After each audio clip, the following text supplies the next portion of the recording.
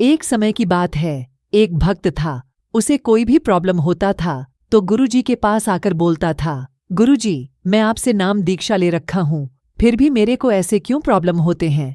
आप बोलते हैं कि मेरे भक्त को कुछ भी नहीं हो सकता, फिर यह प्रॉब्लम क्यों होती है? तो संत जी ने उसको एक छोटा सा कहानी सुनाकर समझाएं। कहानी कुछ इस प्रकार है। एक किसान जो भगवान को बहुत मानता था, एक बार वह किसान भगवान से बहुत ही नाराज हो गया। किसान बहुत ही मेहनती था। बहुत मेहनत के बाद वह खेतों में अनाज उगाता, उसकी देखभाल करता, लेकिन अक्सर उसकी फसल खराब हो जाती। कभी बाढ़ आ जाती, कभी सूखा पड़ी डेठ जाता, तो कभी तेज धूप और कभी आंधी, मतलब किसी न किसी वजह से उसकी फसल खराब हो जाती और फसल ज्यादा नहीं बन पाती। एक दिन किसान गुस्से में आसमान की तरफ देखकर भगवान से कहता है, ईश्वर, आपको लोग कहते हैं, सर्वज्ञता मानते हैं, आपकी मर्जी के बिना एक पत्ता भी नहीं हिलता, पर मुझे तो ऐसा लगता है कि आपको तो छोटी सी छोटी बातों का भी नहीं पता है। आपको तो यह भी नहीं पता है कि खेती बाड़ी कैसे होती है। अगर आपको पता होता तो हर समय जो बारह आंधी और तूफान आते हैं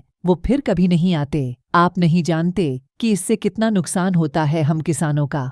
यदि मेरे हाथ में ऐसी शक्ति दे दे कि जैसे मैं चाहूँ वैसा मौसम कर दूं, फिर आप देखना, मैं अन्न के भंडार लगा दूंगा। भगवान किसान के इन तीखे वाक्य को सुनकर मुस्कुरा रहे थे और वह किसान के सामने प्रकट हुए और बोले, मैं आज से तुझे ऐसी शक्ति देता हूँ कि तुम अपने खेतों पर तुम्हारी जैसी इच्छा हो तुम वैसा मौसम कर दोगे। मैं इसमें बिल्कुल भी दखल नहीं दूंगा, सब तुम्हारी इच्छा से होगा। किसान वरदान पाकर बहुत खुश हो गया।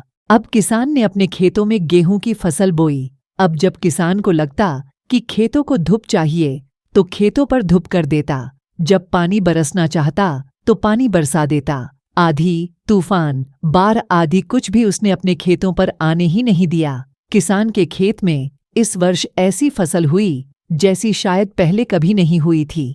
हरी भरी फसल को देखकर किसान मन ही मन वह बहुत खुश हो रहा था और सोच रहा था, अब सबूत के साथ दिखाऊंगा भगवान को कि ऐसे किया जाता है शक्ति का सही उपयोग। मेरी सफलता देखकर तो उन्हें अपनी नियम जरूर बदलने पड़ेंगे। कुछ दिन और गुजरे। अब फसल कटने को तैयार थी। किसान बहुत उत्सुकता के साथ फसल को जैसे ही काटने लगा तो उसकी नजर गेहूं की बालियों पर गई तो उसने अपना सिर पीट लिया और वह रोने चिल्लाने लगा। गेहूं की एक भी बाली में गेहूं का एक दाना नहीं था। सारी बालियां अंदर से खाली थीं। अब किसान बहुत दुखी हो गया। अब किसान ने भगवान को रोते हुए फिर से पुकारा, हे प्रभु, तुमने ये मेरे साथ क्या किया? तुमने मुझे ऐसी सजा क्यों दी? भगवान प्रकट हुए और बोले, पुत्र, ये तो होना ही था, क्योंकि तुमने अपनी फसल को संघर्ष करने का मौका ही नहीं दिया। तुमने तो उन्हें आंधियों से जूझने ही नहीं दिया, ना तेज बारिश को सहने दिया और ना ही धूप में तपने दिया। तुमने अपने खेतों को एक भी चुनौती का सामना तो करने नहीं दिया। इसीलिए तुम्हारी सारी फसल अंदर से खोखली रह गई।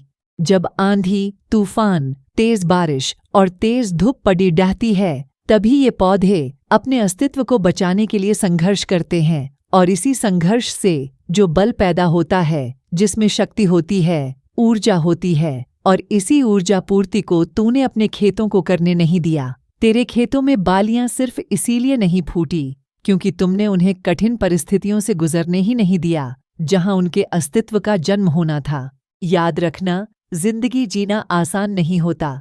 बिना संघर्ष कोई महान नहीं होता। जब तक न पड़े है हथौड़े की चोट, तब तक पत्थर भी भगवान नहीं होता। फिर वह भगत समझ गया और समझ गया कि भगवान हमारी परीक्षा ले रहे हैं।